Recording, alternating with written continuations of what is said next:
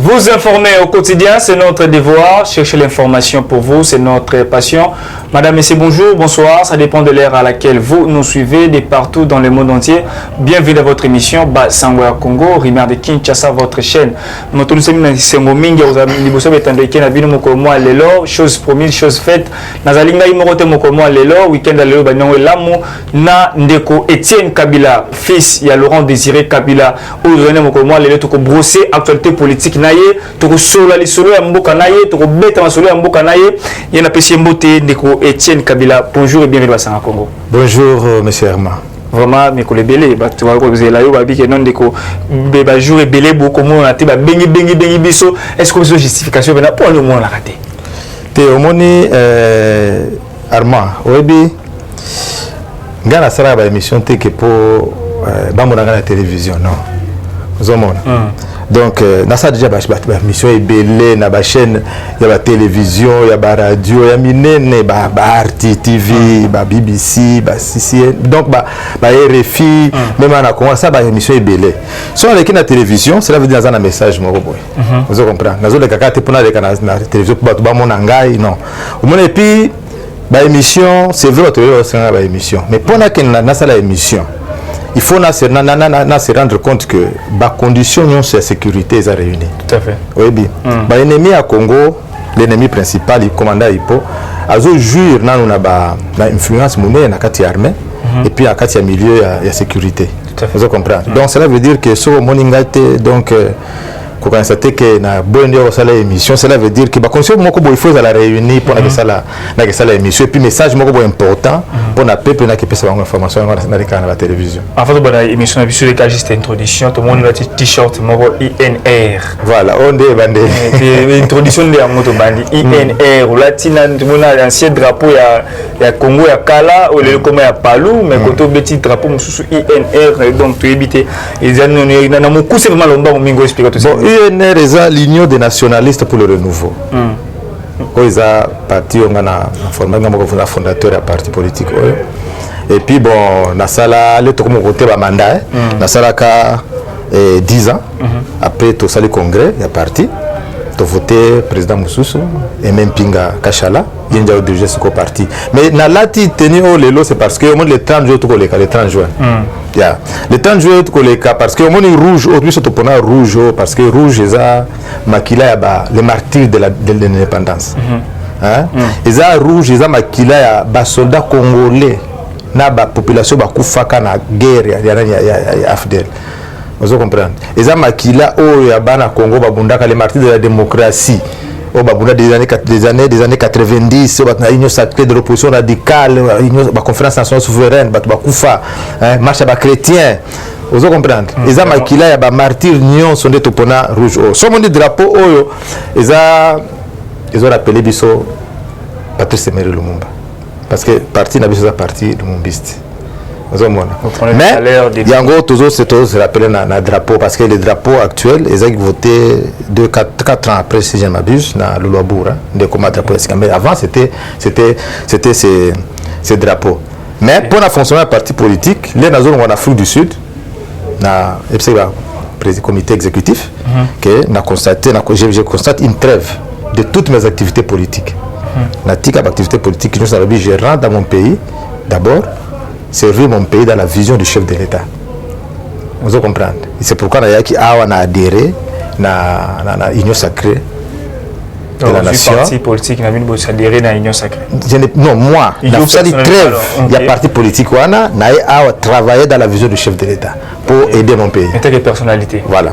D'accord, merci beaucoup pour la précision. La partie que vous avez installée bientôt dans le Congo, vous avez installé dans le Congo. Le président est mort s'en charger dans le Congo. Mais nous avons quand même fondateur, il y a parti. Donc, tu évolues sur par rapport à l'actualité de Nabiso. Bandé Balandi, serrez vos ceintures, tu bandes directement l'actualité de Nabiso. Ndeko Etienne Kabila. tu bandis directement dans les cambos et ça la base na Congo la biso au te kolanda la sortie médiatique ya Mokonzi Mboka Félix Tshisekedi voilà qui face ya Christelle Osakonema les conseils nationaux RTNC baloba ko sola qui par rapport ya makambo ya Mboka mais na kata interview wana ba penga ki moi question par rapport ya la grâce présidentielle ba tuna chef de l'état peut-être à lobby que non ce qui la ministre à justice après si la proposition comme ça ba européen c'est maintenant est-ce qu'il y a possibilité au ministère Vital Kamerhe chef de l'état lobby que non Vital Kamerhe c'est un homme sérieux honnête correct là on commence à chef d'état qui a qualité à bon pas Vital Kamerhe il était politicien qui était politicien qui analyste politique on commence à message que Vital Kamerhe grâce présidentielle bientôt il y a des jours à venir à quoi jouer un rôle moins important dans chef d'état lobby bon soit des questions dans les bandes qui au tout Kolanda message à chef de l'état Nalanda qui a voté. Sincèrement, cette question m'a été posée encore hier et pas à Hervé na Congo Base. Nalanda qui a voté. Parce que la semaine passée, dans mon église, nous avons prêché qui. Nous avons occupé, nous avons serviteur de Dieu. Nous avons occupé, nous avons préparé la prédication. Et c'est dimanche demain, c'est moi qui dois encore prêcher. Ce qui fait que nous avons commenté dans le Congo Nalanda qui a voté. Je n'ai pas suivi les messages. Je ne peux pas commenter. Je sais que je n'ai pas suivi. Mais nous sommes analystes politiques. Là, comment acheter le tableau en vert tel que Royaume to lobby bon yete. Ngai fona landa discours à président de la République. Natala contexte nango. Natala quel cadre à l'obela qui ango. Après ndesiko. Peut-être dans la prochaine émission, dès la quoi qu'on répond sur la question là la boxe c'est que le chef de l'État. Parce que au moment de raisonnement ya batu, na ba raisonnement ya chef de l'État. Et en de mon côté, na expliquer batu tous les jours. Au moins un combattant soit au bunda pour au pouvoir. Il est prêt à tout casser. Vous comprenez? Alors, un opposant, il me semble qu'il a condamné Kaka. Vous comprenez? Mais ce gars qui a commis chef de l'État, l'attitude n'a pas changé. A comme quoi agir comme un chef de l'État. Vous comprenez? Parce que Azana a porté fardeau comme l'avenir de toute une nation. Vous comprenez? Ce gars sali échec, c'est la population qui en pâtit. Vous comprenez? Cela veut dire qu'il faut l'andango bien, dans quel contexte président Lobela Kiango. Dans l'andango, prochaine émission, Nakoya, Nako répondre à la question. Voilà tout. On s'échappe dans la politique, il m'a beaucoup réagi par rapport à moi. Mais Billy Kamba, ça a des déclarations. Mon lobby dans la Est, comme on a dans Walungu. Abi que non, mon Kozambo, quand il a la qualité, on a Vital Kamerhe. Cela prouve à suffisance que non, il a été arrêté. Vital Kamerhe a été arrêté illégalement. Il doit impérativement sortir. Et puis peut-être dans les choses à venir, c'est Vital Kamerhe qui va diriger cette chose. Le président a apprécié la qualité à Kamerhe. Le président de la République, il a été avec Kamerhe, il a eu la qualité à Kamerhe.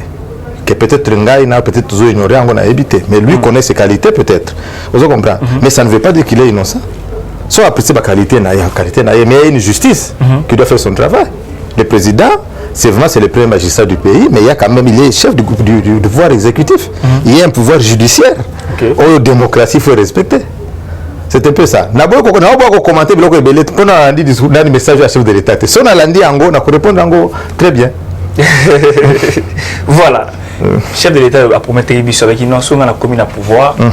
On a publié un salaire, tout le monde Obama salaire Ango, Macron salaire Ango, François Hollande, Batebele. Ça a même publié sur internet sur comment le salaire des différents présidents.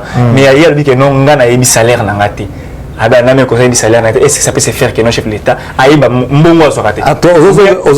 même sujet. Non, mais il a même sujet. Cela veut dire que c'est pas vraiment d'actualité, mais on a le message du chef de l'État. Il y a une réaction politique. Il faut l'andango.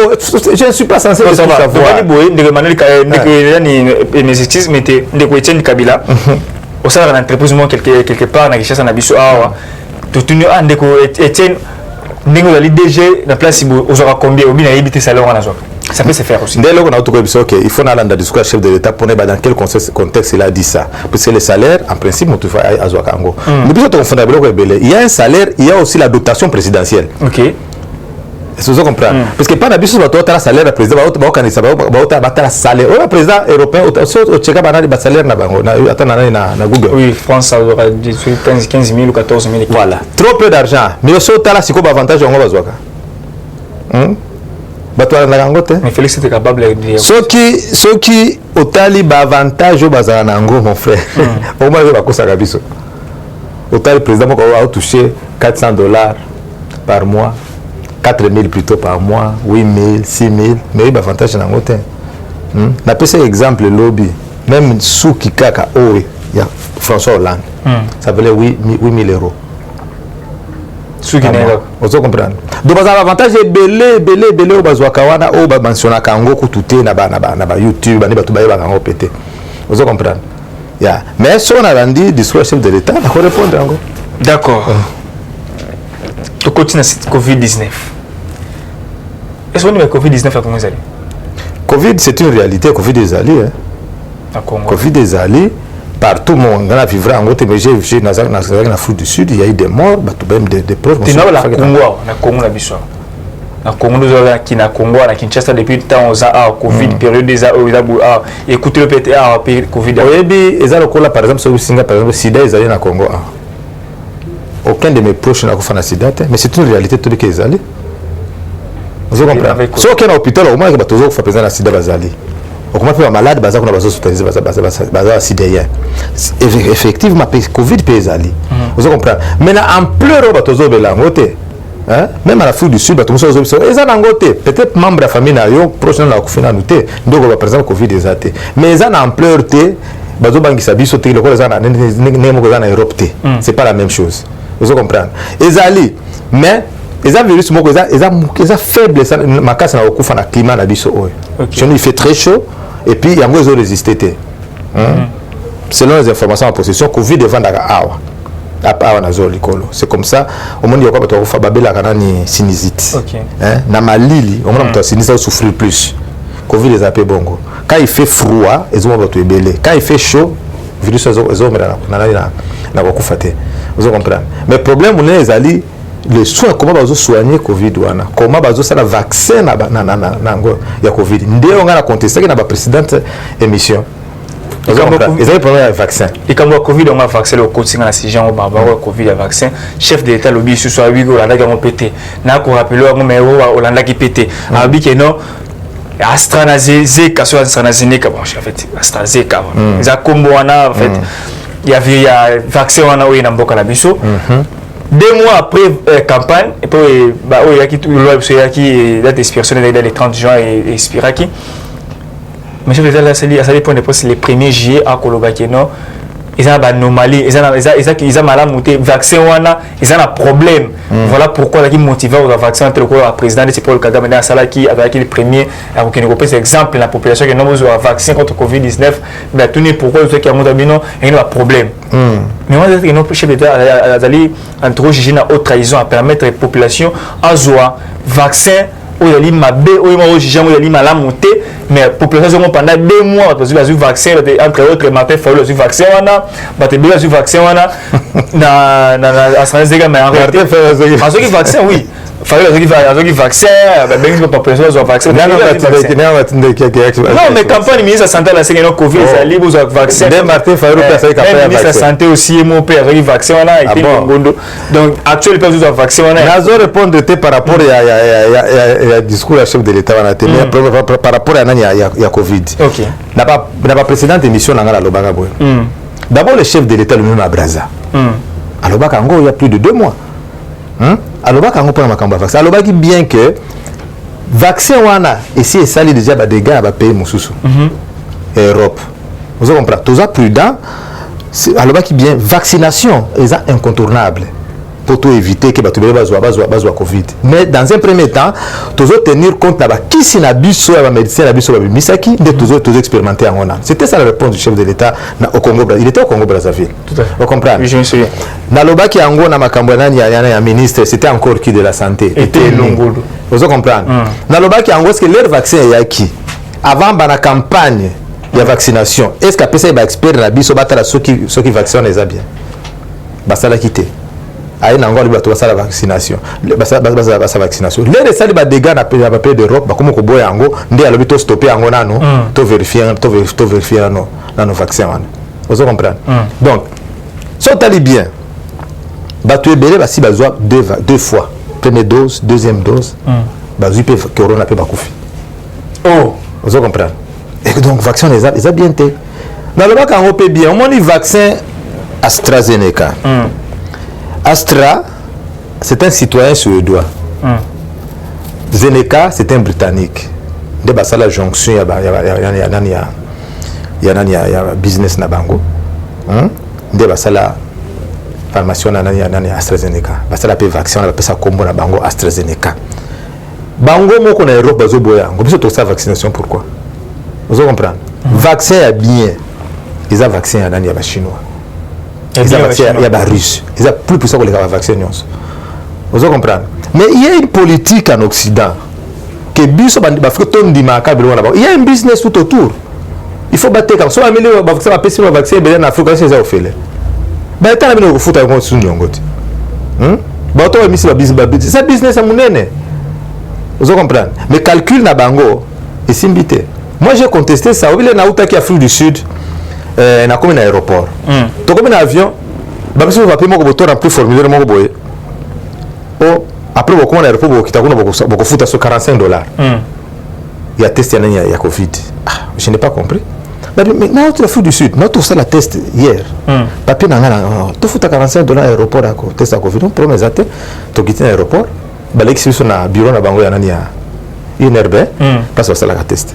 Maintenant, mon cher, trouble les aéroports au Bunda. Na aéroport. Na aéroport, bato albi na toko futate. J'avais mon portable. Na filma ba scène wana nyos. Vous comprenez? Mais Alexa ba scène wana té pourquoi?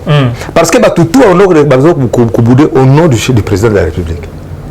Le président fait tiens qui a tout changement exacté. Au moins il va Covid on a dit mais comment est-ce que maintenant la prise de décision que bato ba futa sous $45 na aéroport tout ça la test na.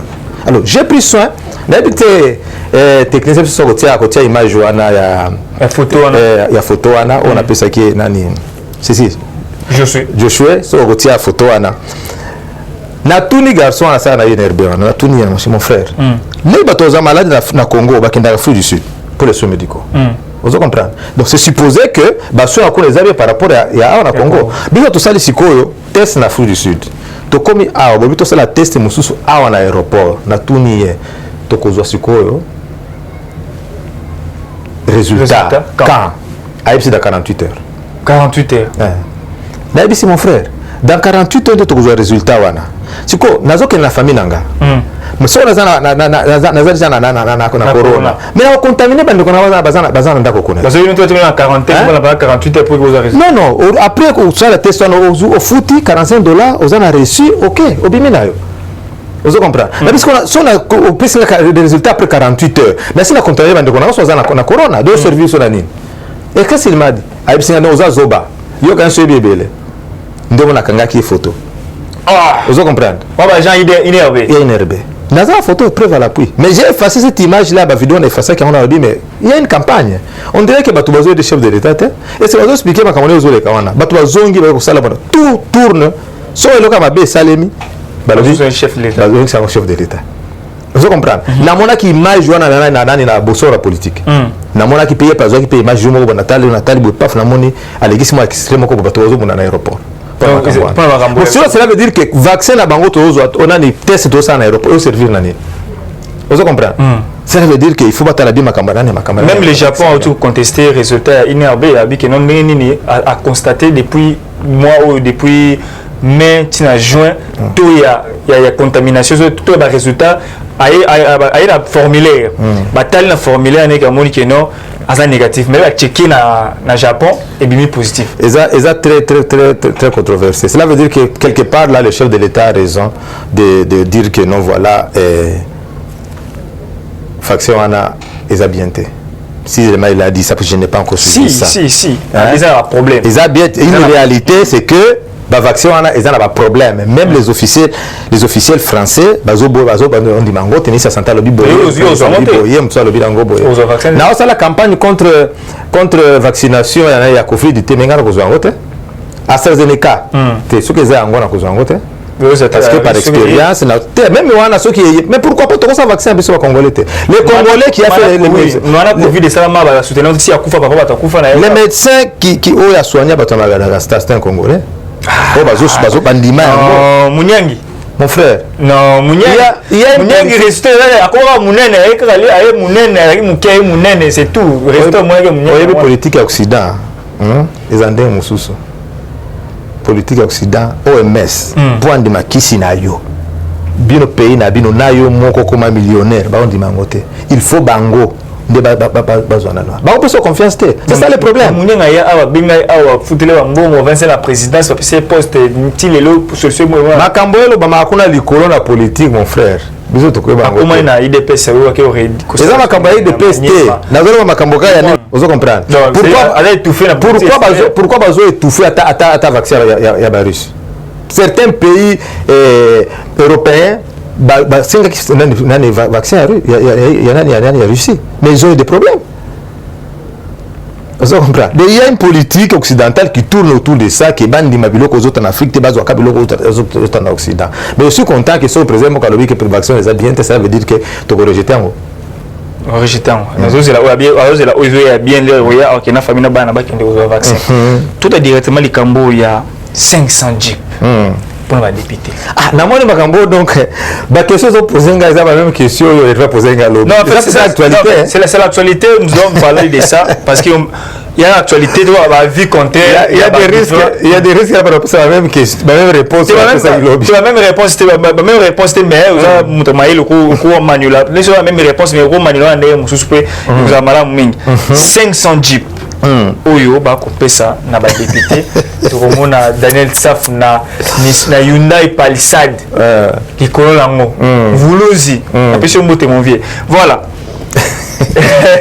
500 jeeps tout le monde qui ndeko mboso basali déclaration à l'Assemblée nationale ba bégali mbongo yali ba jeep ya crédit ba député ya lobby ezali ki ça la bongo ba législative on sur les cas ko bana na caméra oye na obenani Boshabe obeminaku ti fallait pas ça tour mabunda mais mboso ko concrétiser ngo mais chef de l'état ko loba na discours na yabi que non ezali crédité et le montage financier donc contradiction à contradiction confirmé que non c'est qu'il y a une corruption au sein de l'Assemblée nationale il y a 27 millions par rapport à 500 jeeps. Oui, pourquoi c'est ça? Pourquoi c'est capable?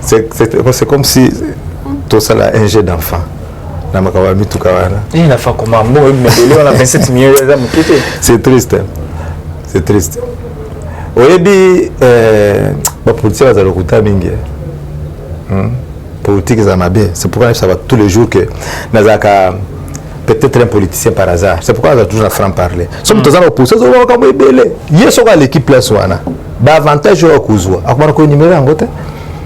Les autres sont au le toi le bio mi tout ka ba 500 jeep bon aboy. C'est à cause de quoi?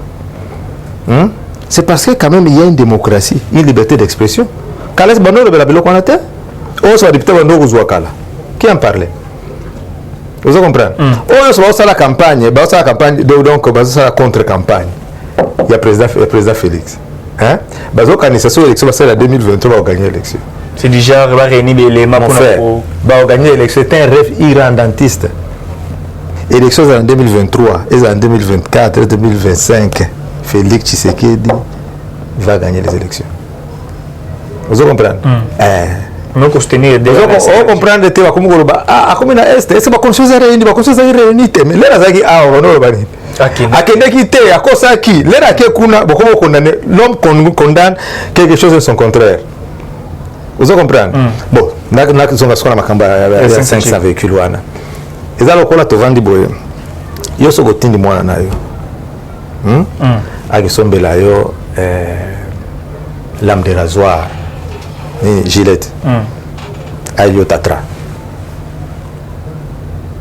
parce que si pas le de rasoir c'est belé ba marque sous tatra sous Gillette sous Nelson mais nous sous anini lame de rasoir ils ont bon côté ils ont le coup la dentifrice ils ont Nelson ils ont pardon ils ont Pepsodent Maxam vous comprenez ils ont pas dentifrice mais ceux qui ont pesé ba analphabète dès comment diriger société il faut faire très attention surtout les gens kufa nazo mona na ba journal na ba journaux bazo comment président PC ba député 500 jeep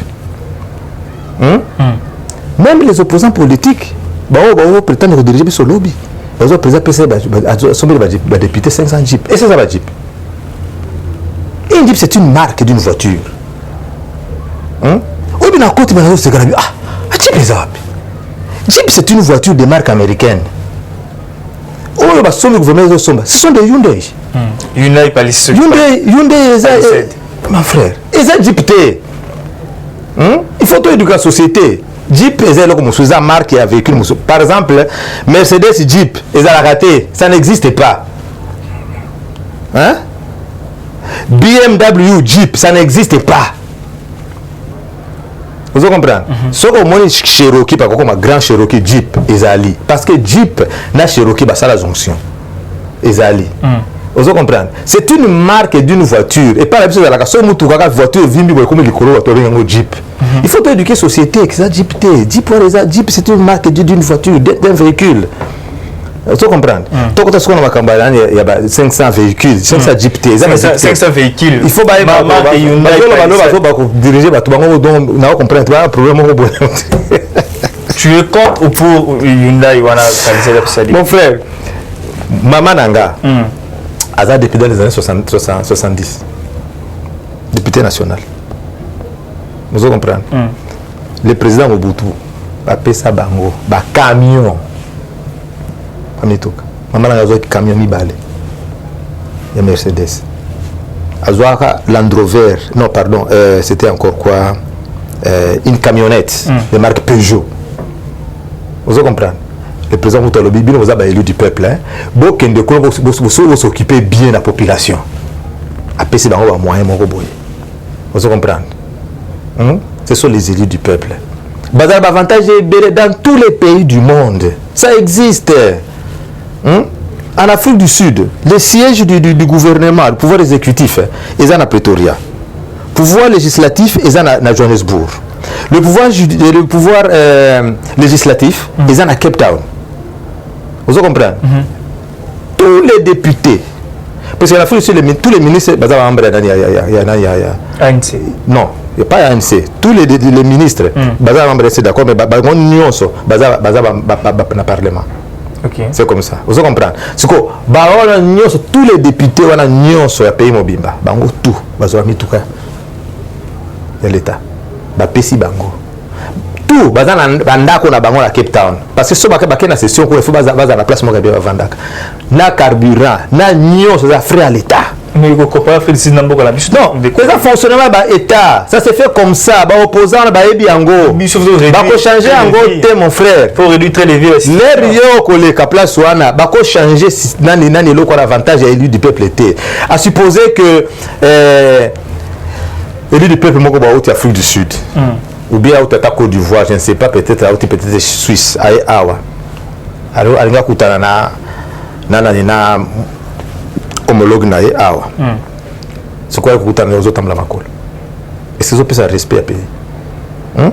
Pas tout le monde est élevé na rang social na bango. Bazar ba avantage na bango moko boye. C'est tout à fait normal.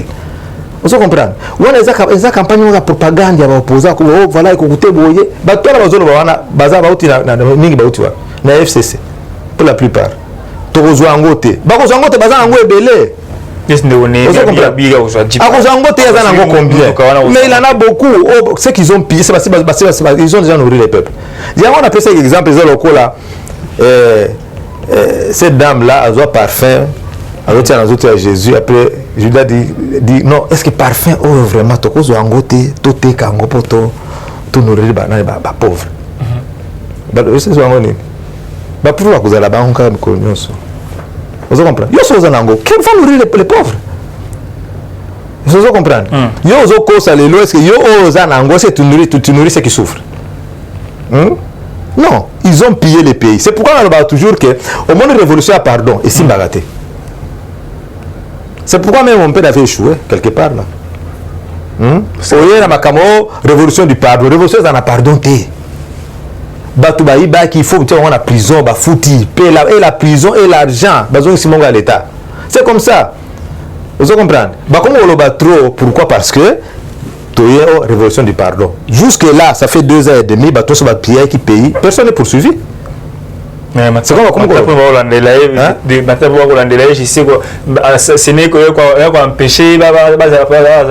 pour ça que je vous dis. Mais ils sont les mêmes. sont les mêmes. Ils sont les mêmes parce que bino moko bakamati bango mebele baza na Sénat. Bamansa na bango baza na Sénat. Bakolinga basa bango bakanga bango et après bango baza peu poursuivi. Vous comprenez? La révolution ça bien l'air bokoti be paf tous les voleurs là bakangi bango. Vous comprenez? Bazong simonga l'état ba fait ses justice bakoti na prison ndio comment la changement mais so bolingo to changer batou allez. Le sont allés bien mon frère. Pourquoi ba membre de l'EPA se plaindre trop? Ba sentir maintenant pouvoir na bangote. Après avoir combattu pendant 37 ans, bato bazo bénéficier ezaka ba même bato oyo bazali na pouvoir na commandant ipo. Vous comprenez? Et puis baye bango so baye na union sacrée et bazo vivre. Tous les criminels bazo respirer à l'air libre. Vous comprenez? C'est que pas pouvoir en gros c'est comme difficile que Batunion soit ceux qui ont combattu l'IDP c'est ses alliés bah c'est retrouvé comme la justice doit être indépendante de côté. Ah voilà. Justice doit être indépendante avec chef de l'État avec plaindre que non moi résultat c'est satisfaisant il y a justice ce n'est pas une mince affaire parce qu'il y a un système établi pas pays du monde pour amener changement dans Mboka bah ça la réforme. Vous comprenez? Au cours des 40 experts vont décaler pouvoir dans système ya kalawe ka boyo côté. Il faut avoir réforme na yo ou mettre plan na yo ba projet de société en exergue. Vous comprenez? C'est pourquoi le président de la République il a parlé de déboulonnement. Vous comprenez? C'est déboulonner quoi l'ancien système. Vous comprenez? Système longo na noté. Même la justice a des lacunes. Vous comprenez? Des classiques où il y a baza kuna vendre balingi te changer té. Et le chef de l'État connaît ça. Mais qu'est-ce qu'il faut les booster? Voilà, il faut aller petit à petit parce que c'est une guerre. Vous comprenez? C'est une guerre. Naloba qui en bien. Oyebi ceux qui ont pouvoir les lois. Okuti c'est comme ça mon père a fait. Aye awa akomoka kokuta na bato moko boy. Akomoka na bato wana. Même bato sécurité. Là par exemple moko l'État Mangasa Georges, l'administrateur principal de l'ANER. Hein? Quand mon père était aux affaires. Oui. Azaki Mutamobutu, la sécurité. Vous comprenez? Parce que aujourd'hui l'État Mangasa Georges, l'État a un avantage naïe. Combien il gagnait les années dans M. Mobutu? Il y a une politique, il y a une révolution, le peuple d'abord, nous devons changer. Vous comprenez? État de droit. Est-ce que Azo se retrouve dans le sauver les bossons? Si Azo se retrouve, il devient ton ennemi. Bezo se canaille, mais Azo combattre yo. Parce que lui ne vise que son ventre, le ventre de ses enfants. Vous comprenez? Des problèmes, président Fatia Zanangole. Alors ça va tout bon ça mora batunyo so baye basangani na FCC cash après badongo musu baye to sangana na union sacrée ba o sangana bango na bango bazotala intérêt na bango. Vous comprenez? Basant la vision chef de l'État T, c'est seulement les paroles de bazolo ba voilà nous soutenons l'union sacrée du président. Non, basa qu'on a té. Vous comprenez? C'est comme ça, il y a un problème moukété. Quand déboulonner bateau, il faut qu'il y ait petit à petit, tout comme tu n'as pas. L'union sacrée va fragiliser. Ils ont bien établi, bien consulté dans mon nom. Est-ce que vous avez fragilisé que vous avez pensé en 2022, presque 2023? Même dans les calculs de Dieu, Jésus a dit ceci. N'est-ce pas moi qui vous ai choisi? Mais l'un de vous me trahira. Vous comprenez? Donc dans les calculs de Dieu, sur 12 personnes, il y a un Judas au sein de ce groupe-là. Donc, il y a 12. C'est tout à fait normal. Bazana Kati. Donc, en 2022, presque un souk à l'élection. Mais l'élection, tu vas en côté. Élection, vous avez la transparence bien. Les élections sur Bangote, vous avez triché à carré. Et l'autre côté, vous avez un rêve na Bango. Vous avez rêvé qui va gagner en 2023. Vous avez 2023, vous avez 2024. Que ce soit en 2023, 2024, non. Je vous dis sincèrement, mon frère, c'est le président Félix qui doit gagner. Et nous sommes là pour le soutenir. Êtes-vous pour ou contre recensement et identification? C'est tout à fait normal, puisque depuis Kala, toujours estimé Kaka. Par estimation, au 90 millions, 105 millions, tu es il faut tout ça, il faut Congolais combien, c'est tout à fait normal. Identifier bien, il faut identifier en bien. Et puis qui est Congolais, qui n'est pas Congolais. Au quotidien, maman a Congolité. Congolité. Congolité. Mais c'est tout à fait normal. C'est dans tous les pays du monde, c'est le recensement. Le recensement, c'est là. Enrôlement, c'est rapport à la vote. Parce que beaucoup de 100 millions d'habitants, mais tout ça, l'enrôlement, ceux qui sont pour le vote, beaucoup de 60 millions, c'est de leur droit. C'est aussi leur droit. Vous comprenez? Le recensement, il faut ça les mal à payer. C'est tout à fait normal. Parce que l'autre, toujours, l'armée a infiltré. La partie a infiltré. Toujours, il banaté. Qui est qui? Qui est qui? Toujours battu. Noël Tchèlène qui a loi proposé dans l'Assemblée nationale, mais tu vas traiter en haut. Donc, je crois bien la rentrée parlementaire à septembre. Loi on a traité. Donc, en septembre, apparemment, ils ont la session budgétaire. C'est budgétaire. Mais bon, selon les communication, il y a l'Assemblée nationale, il paraît. Ils vont traiter, par rapport à sujet à débattre. Parce qu'ils ont moulaï, et ça en sorte que non, va revoir la constitution en Boka et autres par rapport à bébé. Congolité. où you know tena ko préparer o le komina ba déclaration ba abonné comme que non mutuma isinga bi arma ko ba so bonjour bonsoir le baka que non des pères et des mères des pères et des mères. Est-ce que on a Etienne vous de la vie na que non avant ma présidente république faut là des pères et des mères congolais. Oui, c'est le visite tout souste on va se sentir lésé dans la loi. De moi ne so ba lobby to pesa ba mbote des pères et des mères ça n'a aucun sens. Parce que ba congolais belé baza maman na yaza je ne sais pas ghanéenne papa congolais ils sont congolais. Vous comprenez? Tu peux être à 50% mais quand même vous êtes congolais. Tu as le droit à cette nationalité là. Vous comprenez? Vous êtes congolais si tu veux. Vous êtes congolais. Mais le problème il y a élection présidentielle pour la candidature avant que le président comme candidat des pères et des mères. Et ben na tchanité même au temps de Mobutu Zalaka pour être candidat à la présidentielle il faut être la candidat des pères et des mères. Et ça existe dans beaucoup de pays du monde. Oui, va changer en Goka, va changer en Western City. Pour être candidat à la présidence, il faut être congolais d'origine. C'est limité par là.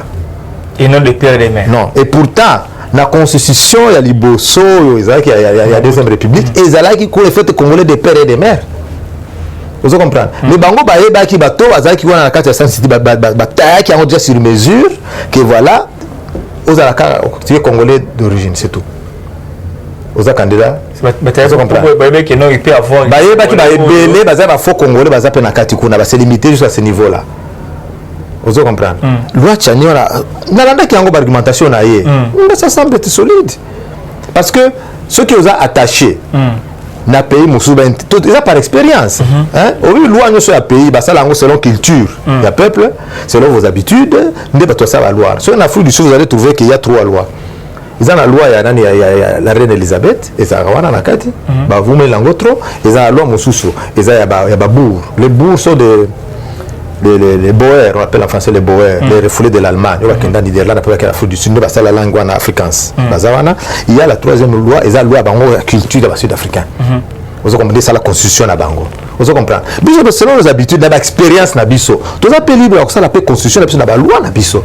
Vous comprenez? C'est comme ça qu'il a raisonné que vu que tu as souffrir trop na makambo o ya bapaya ba intérêt à mboka biso qui na ba pays étranger tout ça les a cause la congolais des pères et des mères pour les magistrature suprême.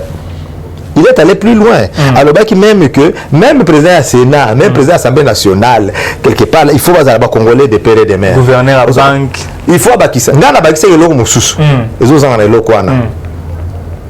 Pour être candidat, il faut peut-être avoir vécu aussi au pays. Avant le dépôt de ta candidature, aux attentes à 10 ans, 18 ans, va définir dans le Parlement. No, pourquoi? Aux Congolais de pays, ce n'est pas un problème. Est-ce que tu as vécu au Congo pendant 10 ans ou bien 15 ans, ou je ne sais pas, avant d'opposer candidature? Pourquoi?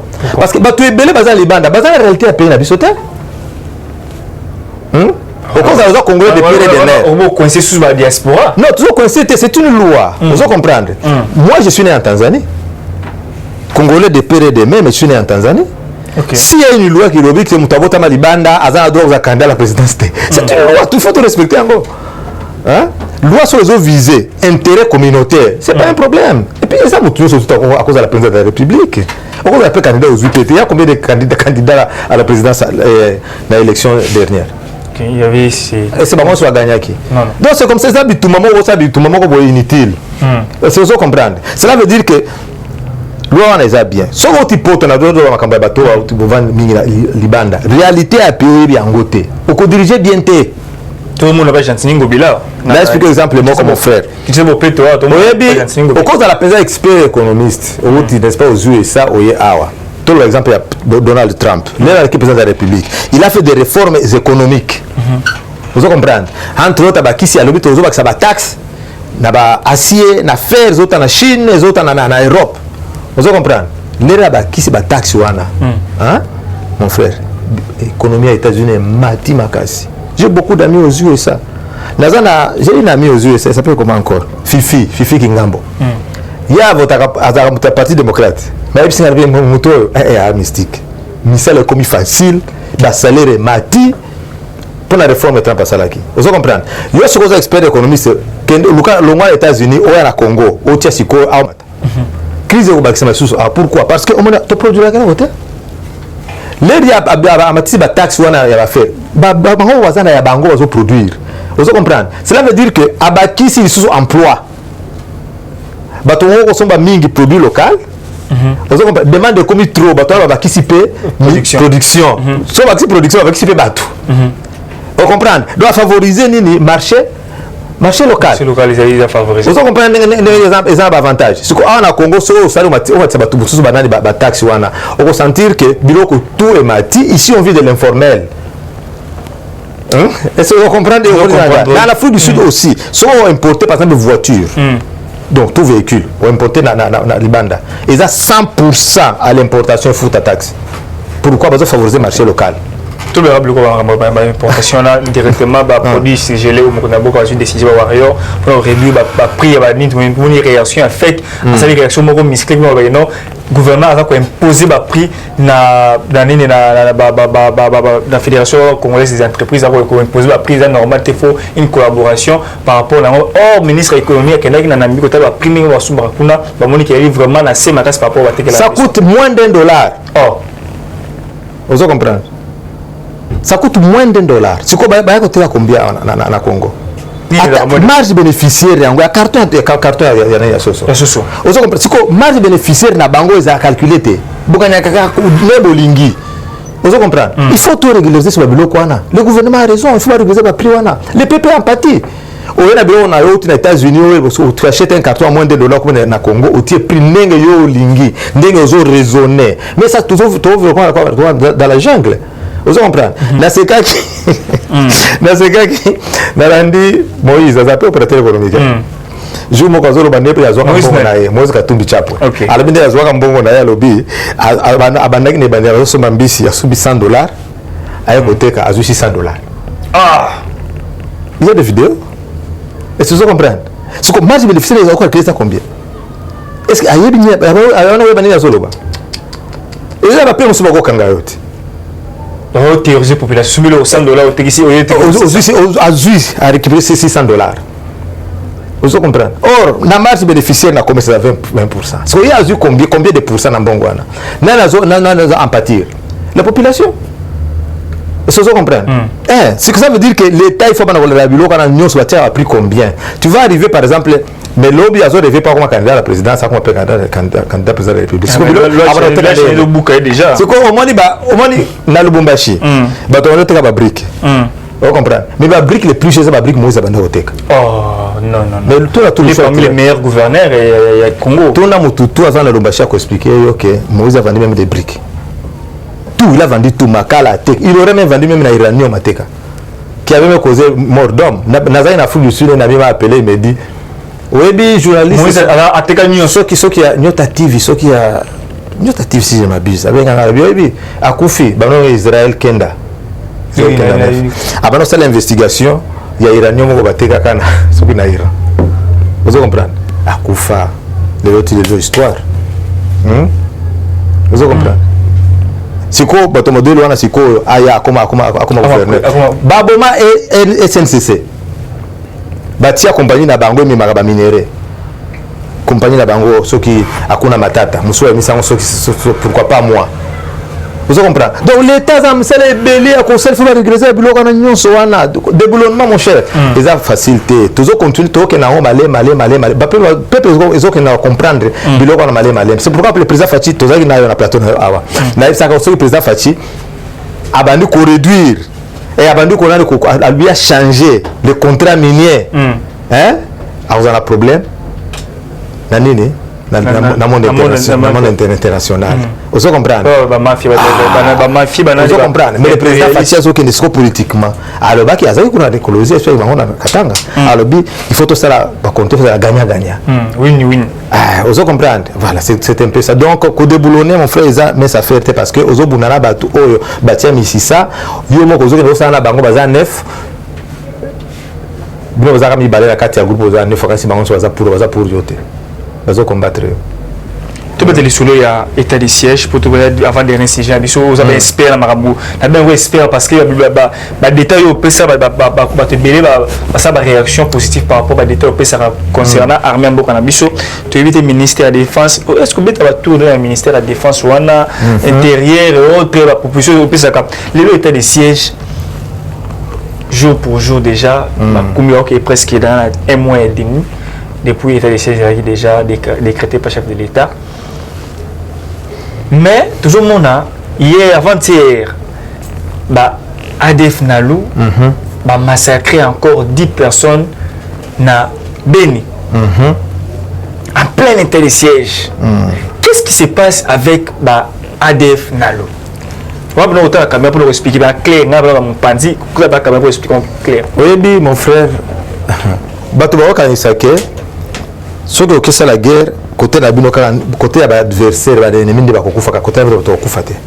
Mais c'est une guerre. Les besoins attaquer Bango. Bango besoin attaquer Bino. Vous avez compris, se défendre. Bango fait 45, Bino fait 3. Si vous avez 4 spécoles de Bino, Bino fait Bino, Bango fait Mouké. Vous avez compris? Mais, heureusement que tout ça plus fort que Bango. Il y a un monde qui population, il y a Nord Kivu, il y a Ituri, c'est pas un état de siège. Batono qui est sous Bilangate, à un village na eboye, alors na biloko na ye, azo na kolkolte angote. Parce qu'ils ont occupé na ADF nanu. Vous comprenez? Aujourd'hui les lobazo qui maman bazo longola qui parce que ça peut bilanga na bango pe bazongi. Vous comprenez? Il y avait des villages entiers qui étaient occupés. D'abord, il y avait un problème d'effectifs. Dans le bac en Awa, en 2010-2012, notre armée a 129 000 hommes. Sur 129 000 hommes, wapi. Beaucoup de gens ont 50 000 hommes à l'Est. Et c'est pas des gens qui existent sur la Zamba. Les gens voilà. Effectivement, nous avons 21 000 hommes, nous avons moins de 21 000. Presque 8 000 personnes. Et ce que vous comprenez. Mais les gens ont perdu parce que effectif côté kuna tout le monde vivre un peu na paix dans le village na bango. Kokufa et ça guerre. Et puis par contre ça c'est comme un mouvement boy. Au moins tout le monde va s'infiltrer dans le village. Voilà. Ba somba pe ba congolais mususu. Vous comprenez. Beaucoup attaquer dans le village après beaucoup na Zamba, ba attaquer na Sima. Ba ça les massacres. Vous comprenez? C'est une guerre qui doit prendre quelques temps. Et que c'est la cas instantanément pour être dans la zone bunda. Mais les fruits sont palpables. Si on a été ça qui nous connaît nord qui voit que le contre le président Fachi, il ne va plus rentrer ici. Il y a la campagne contre le président Fachi on a Ituri. Comment l'armée congolaise est infiltrée? Comment? L'armée congolaise va infiltrer. Infiltrer sur le côté de et là, on explique à l'autre fois, non, on m'a pas mal. Oui, au moins biso to bénéficier à na fruit à lutte na biso ba congolais to na hote na sokate parce que mingi to bunda pona ba intérêt biso égoïste ils ont ba intérêt communautaire te vous comprenez na to ko bisa président zaki awa ti azobanga azokende kivute azobanga kuna akosaki nena ke ko ba no ba construire réunité ba to continuer ko kufa malgré président de la République za kuna donc vous condamnez quelque chose son contraire pourquoi? Hein? Aux hommes. Armée n'a pas besoin d'infiltrer. L'air. Laurence Gabriel qui n'a pas Rwandais. Pas tout condamné, Rwandais, et pas venir ça la mabé. C'est vrai. Mais Azaï n'a pas bien à la banque. À la fin, il faut que c'est fini la coopération militaire, rentrez chez vous. Rwandais va il n'y avait plus de Rwandais ici. Même au sein de l'armée, même la politique, Baza qui souscrit en haut tout Bakimaka. Vous comprenez? Les Congolais qui condamnent Laurent Désiré Kabila. Laurent Kabila a dit Hérodia. Abazé Moulonga qui n'a pas tout. Oui, ça Mouti, c'est pas Zonga. Il a travaillé avec beaucoup de Moutis aussi. Hein? Mais bah, ça combine non, on peut la travailler avec eux. Vous comprenez? Mais bien, la boya roya. Bah, qu'est-ce qu'on a na Rwanda? Bah, qu'est-ce formé nini? C'est quoi encore? RCD Goma, RCD Sougini. Bango de bazoi ça va Rubero na Congo. Vous comprenez? Les bossali MLC, les bossali RCD. Vous comprenez? Bah, Congo va continuer na kati. Bah, commencer la guerre contre leurs compatriotes, contre Laurent Désiré Kabila. Bazou sur Rwanda ba kokota na kati ya guerre. Parce que là, comme dans San City, on a appelé ça comment? Le dialogue intercongolais. Donc tous ceux qui ont participé à ce dialogue-là est congolais. Ne pas bizima karabazongati. Vous comprenez? C'est que bateau va une armée na bangoana, basangisi na ba Rwandais na ba Congolais ya RCD. Bango tout deverser na kati ya armée. Bako officier armé. Et puis ba yana ba grade na bango, ba tia ba général na bango, ba colonel na bango, les bossali l'unification de l'armée et comme déjà ba officier supérieur armé. Vous comprenez? Et s'il a quitté, bah ça les PCNDP. Il y a combattoire. Bazongi ba kota bango sur la carte armée. Pour comprendre comment armée ba to kota na armée na biso ba Rwanda ba kota na armée na biso. Ndiango ba tonda na carte armée na biso. Qu'est-ce qu'il faut tout le monde? Il y a en fait, ils ont musala, ils ont des boulonnements. Ça prend du temps, toujours qu'il est petit à petit. Vous comprenez? Bah combien d'officiers va Kangami qu'on besoin côté mano militaire. Bah ça est belé. Mais l'armée ne peut pas faire de la publicité. Officier va créer son son. Ah, et belé bazo Kangama. Mais l'armée c'est la publicité on a été l'état. On peut voir combien d'État ça la publicité on a été. Mais c'est les autres éléments. Vous comprenez? Et belé bazo on a aéroport comme na mano militaire. Les officiers supérieurs. Les traîtres. Bah traîtres. Vous comprenez? Ils ont 21 000 hommes, ils ont, je ne sais pas, 12 000, je ne sais pas 6 000, à Bozo Liambongo. Il y a l'État. Chef d'État qui est sur place, à Ebaki, mais à Zolan de Lango Malem. Oui, mais comme sous chef d'État, qui est bien en côté. C'est vrai qu'il n'est pas Dieu, la Saint-Esprit, pas vraiment comme on se doute. Mais à Yebi, il faut comment il faut aller avec ça. Vous comprenez? Nous avons apprécié sa politique, pourquoi? Parce que mon père a prouvé le nationalisme quand il disait à l'Occident, je n'ai rien à changer. Tout appartient aux Congolais. Vous comprenez? On connaît l'ennemi c'est le Rwanda. Le monde politique n'a rien. Mais à fin de compte, ils ont monté un coup d'État contre lui. Parce qu'il était trop franc avec clair. Dans la politique, il faut faire tout le système de jeunes des systèmes de jeunes facile à social. Vous comprenez? Au cause de la contre, par exemple, il y a un qui a Kabulo. Dans l'émission est sport jeudi sport ou bien dimanche. Dimanche sport, quelque chose comme ça. Dans l'anda qui a condamné l'entraîneur, le sélectionneur de l'équipe nationale à Bisson. L'actuel. Argentin. Argentin lobby. Pourquoi? Partout les passés, il a échoué. Il a joué pendant l'année. Vous comprenez? Mais à la fin, lobby, non, on a souhaité quand même bonne chance. Parce qu'il y a des faits qu'on fait nommer à l'entrée de notre équipe nationale. Je n'ai pas de choix, nous souhaitons bonne chance à réussir. C'est comme ça. Au cause de la contre-président Fachi, mais souhaiter quand même bonne chance. Nathan a 5 ans au PPP, ce qui est. À réussir. Parce que ce qui a réussir, c'est Bissot nous sommes de réussir. Mais ce qui a échoué, Bissot peut être empathie. Le président Fachi n'a plus rien à perdre. Voilà, tout le monde a souka na Bissot émission au mais on a une question au thé, parce que Olim Bissanga était par rapport à la question. Est-ce que les comment il politique na bino pour nous identifier sur la affaire na bino? Est-ce que vous menez la démarche c'est un peu tika na bino le côté na union sacrée tika tourner wana les ama kamba famille ya Kabila ta il n'a pas dirigé la famille Kabila dirigé le Congo pour il ba Congo ba tika Congo basala ba motion ebele na parlement ko sala motion na parlement basali motion mo na parlement que toi ba identité quelqu'un qui a celui qui a dirigé notre pays pendant 18 ans batika pour basala yango te. Il a dirigé tout le monde. Tout le monde qui pourrait m'aller dans la tête. C'est ce que je dis. On a makambo ya pays.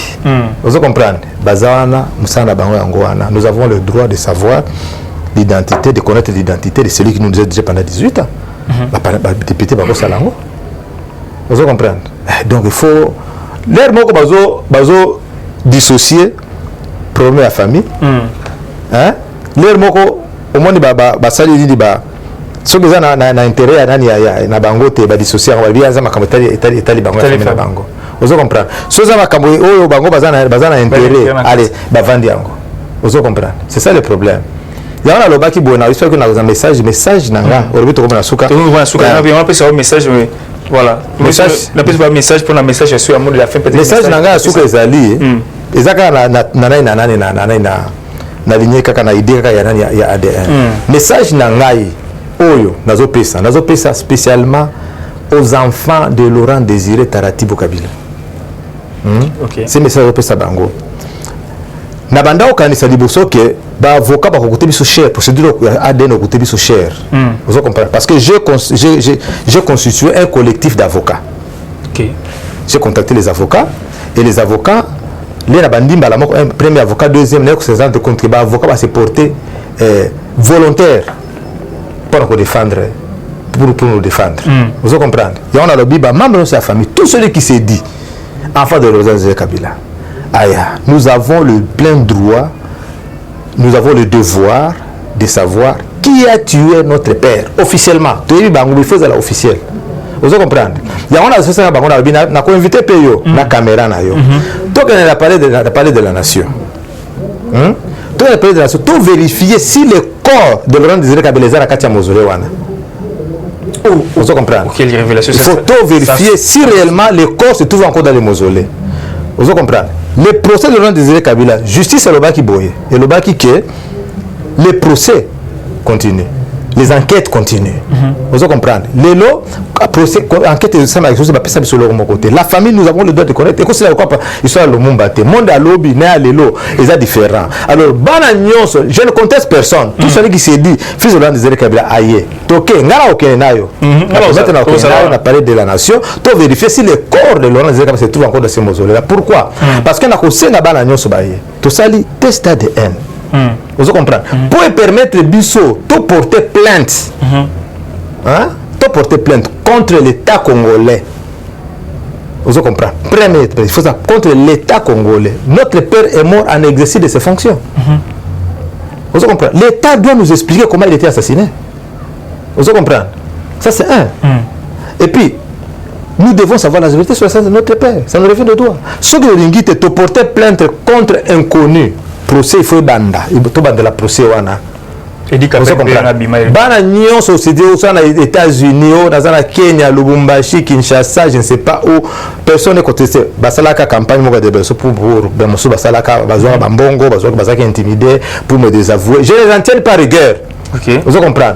Tout celui qui s'est dit en fait de Laurent Désiré Kabila abenganga aya na ko expliquer bango comment procédure causale. Pourquoi? Parce que ce que ça teste d'ADN na influence ba tout monde même les médecins peuvent être corrompus. Mais ça to sali biso moko toquer la justice et autoriser biso. Vous comprenez?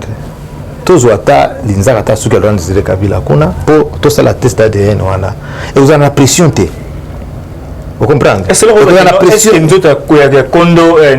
Laurent Désiré Kabila, mon amboka nationaliste, est-ce que ça va? C'est-à-dire que nous avons des il faut te vérifier. Il faut te vérifier. Il semble que ça va. Nous devons vérifier. Vous comprenez? Il a patrimoine national, d'accord, mais il a quand même sa famille, il a ses enfants. Nous avons le droit, tout le monde a payé, n'est-ce pas vrai? Au message de la famille, que Bananyo Sobaya. Dans les jours à venir, les apprenants d'avocats, donc il a parlé de la nation, on a vérifié d'abord corps sur Kezawana, je serai le premier, tout ça, les tests d'ADN, comme ça, tout porter plainte. Vous comprenez pas, comme il belé, je ne conteste personne. Mais Baya Kaka, parce que ce que tu ne seras pas contre cette démarche. Tout à fait. Vous comprenez? Oh ya kaka, oh nous sommes en Tanzanie, yaka. Oh nous sommes en Ouganda, yaka kaka. Tout le monde, Baya Kaka, tout ça la démarche. Oh nous sommes dans un état de droit. Nous avons quand même toisate, bakobeta bangote, pression vous allez tout ça test d'ADN après te porter plainte, tout est vérité sur la scène de notre père. Procès il faut continuer. Vous comprenez? C'est ça ma démarche dans les jours à venir. Merci beaucoup pour la disponibilité de Étienne Kabila. Bando Balandi, mon fils biologique, il y a Laurent Désiré Kabila, ancien président de la République démocratique du Congo. Na yé de l'actualité politique en Boka, na biso peut lancer message naé par rapport il y a procès, par rapport il y a Aden, Boutko Landawana. Vraiment merci beaucoup. Na yé on a 2-3 bonjour pour Bazo Landawana, na yé Bazali. Moi les gens acté Bazo Landawana, Bazo Tenakayo, na musique tout na pembeni. Na yé 2-3 bonjour plutôt surtout conclusion. La peste nous ça ba Congolais nyos bazolanda balandaka basanga Congo toza together tokozana bino kaka na kozala pe na émission mosusu ka sera important na transmettre un message bolingana le ka na émission oyo po bosepelaka na o na lobaka na ozala kaka courage toza ensemble la patrie ou la mort nous vaincrons. Merci beaucoup. Merci beaucoup Nabino Badeo Balandi. Vous avez belé on a vu sur Liban et Mboka, na Kati Mboka, na France, na Belgique, na Chine, na Japon, na France qu'on a pesi mbote na papa Germain, na pesi mbote na bateau sur la Nabiso depuis Suisse, na pesi mbote mon frère, aux akona na biso kuna na pesi mbote na Terry Amos depuis Canada, na pesi mbote na Dieudonné Chimanga na Allemagne, na pesi mbote na Ndeko na biso, na pesi mbote na ma sœur chérie que j'aime bien, Judith Witton, na pesi mbote depuis Londres, na pesi mbote na bato tout au bana ki biso et belé vous commenter, vous pesi une suggestion, écrivez-nous, appelez-nous, vous allez décider Ndeko Étienne Kabila ataka tellement occupé belé mais to vous les forces à na yata une fois na Marie Makamune belé mais to vous les forces à la biso to communiquer na restez branchés scotché bientôt procès Laurent Désiré Kabila et vous allez ouvert donc ekoinda mabe ekoinda merci beaucoup na technique Rancy na Massini je suis qu'on la caméra to pesi mbote merci beaucoup to ko mona na mikolo mazali koya soki Yesu nanu a zongité bye. Eshima, votre magazine qui bat au rythme de l'actualité. Retrouvez la nouvelle édition. Exclusivité, Barnabé Mwakadi, les recordmen des chiffres. Jamais la forte mobilisation des recettes et les performances de la Direction générale des impôts n'ont défrayé la chronique comme c'est le cas maintenant. Des exploits jamais réalisés sont atteints depuis la nomination du nouveau directeur général Barnabé Mwakadi Mwamba. Classé meilleur élève par l'inspection générale des finances en mobilisant 1100 milliards de francs congolais pour le mois d'avril, le directeur général Barnabé Mwakadi a sorti les grands jeux en mettant en pratique ses 27 ans de carrière au sein de la DGI. Il connaît les secrets des chiffres. En un an, plusieurs avancées sont réalisées. La traçabilité de recettes grâce à la numérisation et la digitalisation de la procédure des déclarations et paiements d'impôts, l'amélioration, les renforcements de capacités humaines et institutionnelles, la lutte contre la fraude fiscale. Le directeur général de la DGI, Barnabé Mwakadi Mwamba, veut répondre au mieux à la vision du chef de l'État Félix Tshisekedi grâce à une gestion orthodoxe. Focus, José Mpanda, blanc comme neige. Interpellé par l'Assemblée nationale, le ministre de la Recherche scientifique et innovation technologique a réussi à démontrer le réel problème de l'observatoire volcanique de Goma, mais également la nécessité pour l'exécutif et l'autorité budgétaire d'accorder à la recherche scientifique la place qu'elle mérite sur le plan budgétaire. Parité de Joseph Kasavubu à Félix Tshisekedi, les premières dames et les rôles prépondérants. Nation, Bukanga Lonzo, quelle suite après les refus de la levée d'immunité du Sénat? Enquête, l'Office congolais des contrôles se perd dans sa mission. Et Shima revient sur l'histoire des leaders africains assassinés, les forces et faiblesses de la RDC dans ses relations internationales. Culture, rituels et coutumes des Bashi. Retrouvez l'intégralité du magazine Eshima dans les kiosques. Eshima Magazine, un nouveau standard d'information.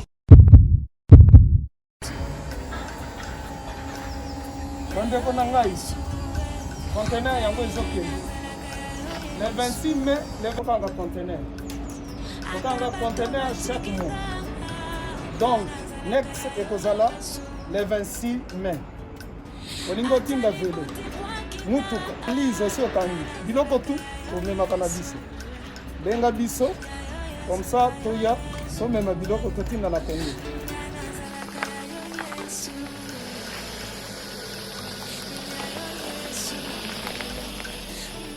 Bandeko kari yango oyo touti kozongo ezokende Kinshasa. Ozana mutuka pesa biso ezoke. Merci. Le 26 mai, mosusu ekwende ya 2021 otoza nango. Donc tosalaka chaque mois. Oza besoin na carton benga biso. Biso monene yango. Moyenne yango. Au moyenne. Yango. Na carton na biso ya moke. Oza na 3 dimensions. Oyo nyonso olingi otinda benga biso. Tozozwa ba vélo, tozozwa ba valise. Mituka tozozwa. Donc eloko tout tozomema na Kinshasa. Merci beaucoup. Mutuka, vélo, salon, biloko andako, biloko tout tozomema. Donc, vous hésitez que vous avez biso, vous avez la peau dans le